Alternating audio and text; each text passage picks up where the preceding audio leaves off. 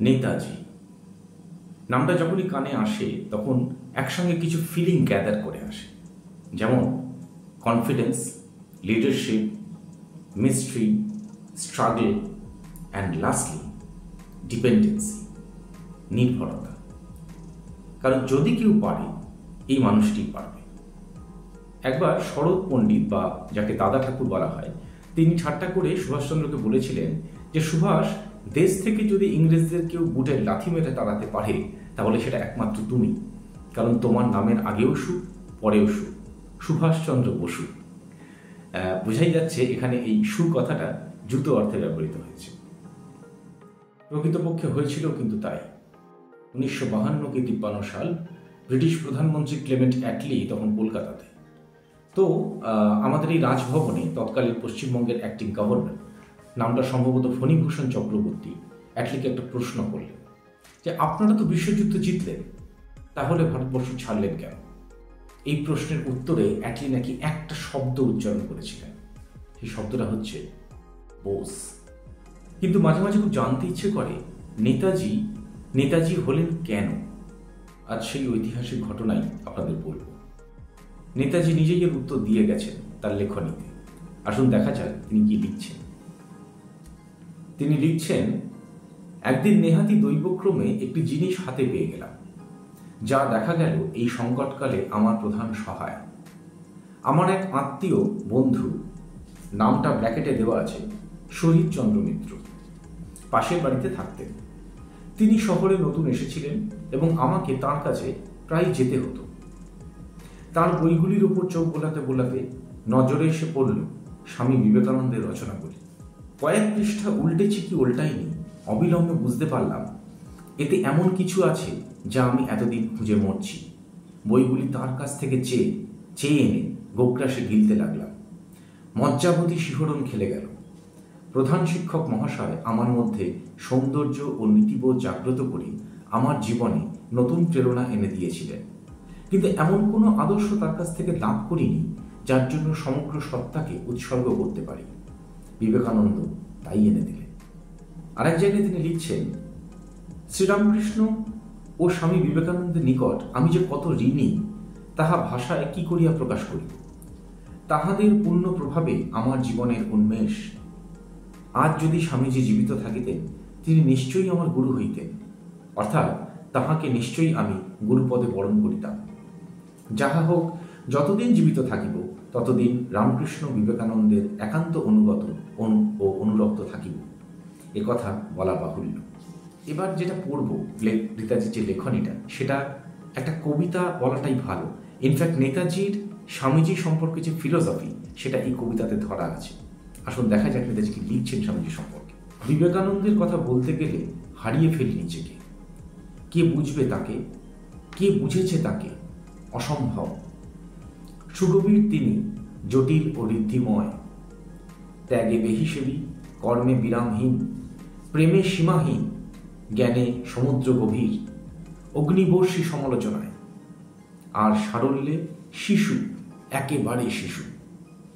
আধ্যাত্মলোকে উচ্চতম স্তরে যিনি অবস্থিত, সত্যের সঙ্গে প্রত্যক্ষে যুক্ত, মানুষের নৈতিক ও আধ্যাত্মিক কল্যাণে আত্মনিবেদিত। আমি কে বলবো তার কথা? শুধু বলি, যদি জীবিত থাকতেন আজও, আশ্রয় নিতাম তারই চরণে।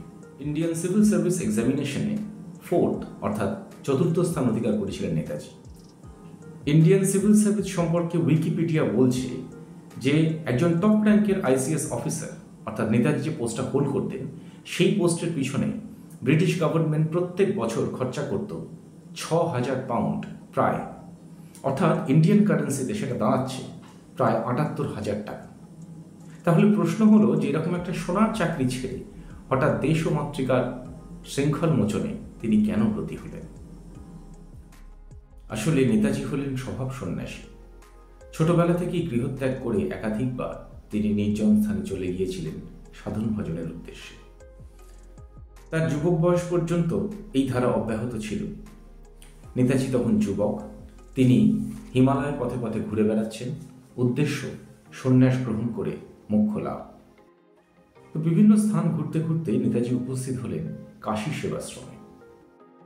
তখন কাশী সেবাশ্রমে উপস্থিত ছিলেন রামকৃষ্ণ মঠ এবং মিশনের প্রথম প্রেসিডেন্ট স্বামী ব্রহ্মানন্দজি মহারাজ। এখানে ব্রহ্মানন্দজি সম্পর্কে কিছু কথা বলে রাখা ভালো। ব্রহ্মানন্দজি হচ্ছেন ভগবান শ্রীরামকৃষ্ণের পার্ষদ, তাকে ঠাকুরের মানসপুত্র বলা হত। ব্রহ্মানন্দজির পূর্ব নাম রাখালচন্দ্র ঘোষ।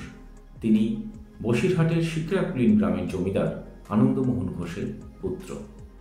ঠাকুর রাখালচন্দ্র সম্পর্কে বলতেন যে ও একটা দেশ চালাতে পারে, এমন ওর ক্ষমতা আছে, এবং সেই কারণে স্বামীজি আদর করে ডাকতেন রাজা, এবং সেই থেকেই রাখালচন্দ্র বা ব্রহ্মানন্দজির আরেক নাম রাজা মহারাজ। তো এই রাজা মহারাজের পিতা আনন্দমোহন ঘোষের সঙ্গে নেতাজির পিতা জানকীনাথ বসুর বিশেষ পরিচয় ছিল, এবং যতটুকু জানা যায় যে এই দুটো পরিবারের মধ্যেও যাতায়াত ছিল। তো সেই সূত্রে রাজা মহারাজ আগে থেকেই কিন্তু সুভাষচন্দ্রকে চিনতেন। এবার ফিরে আসি কাশীতে। রাজা মহারাজ মঠে আছেন, সুভাষচন্দ্র প্রবেশ করছেন আশ্রমে। রাজা মহারাজ দূর থেকে দেখে চিনতে পারলেন জানকী বোসের ছেলে। তিনি ডেকে পাঠালেন। নেতাজির অভিপ্রায় জানার পরে রাজা মহারাজ সুস্পষ্ট নির্দেশ দিলেন, তোমার জন্য এ পথ নয়, এ বাহ্যিক সন্ন্যাসের পথ তোমার নয়।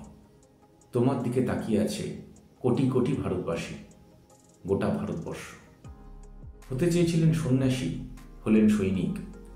দুই সত্তার মেলবন্ধনে সন্ন্যাসী সৈনিক, এরকম সত্তা সারা পৃথিবীতে আছে কিনা সন্দেহ।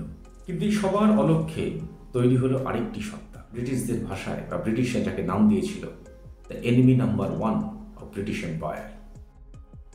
বলা হতো ব্রিটিশ সাম্রাজ্যে নাকি সূর্য অস্ত যায় না, এত বৃহৎ পৃথিবী জোড়া তার সাম্রাজ্য। কিন্তু এই বিশ্বব্যাপী সাম্রাজ্য বিস্তার করতে গিয়ে ব্রিটিশকে বিশ্বব্যাপী বৈরিতাও সৃষ্টি করতে হয়েছে। যেমন অ্যাডলফ হিটলার, হিদেকি তোজো বড় বড় উদাহরণ। আসলে এই হিটলার বা তোজো কোনো নাম নয়, এরা আসলে এক একটা রাষ্ট্রশক্তি। অ্যাডলফ হিটলার মানে নাজি জার্মানি, আর Hideki Tojo the imperial Japan. কিন্তু আশ্চর্যের বিষয় হলো এই বড় বড় রাষ্ট্রশক্তিগুলোকে ছেড়ে ব্রিটিশরা কিন্তু একটি মাত্র মানুষকে বলল এনিমি নাম্বার 1।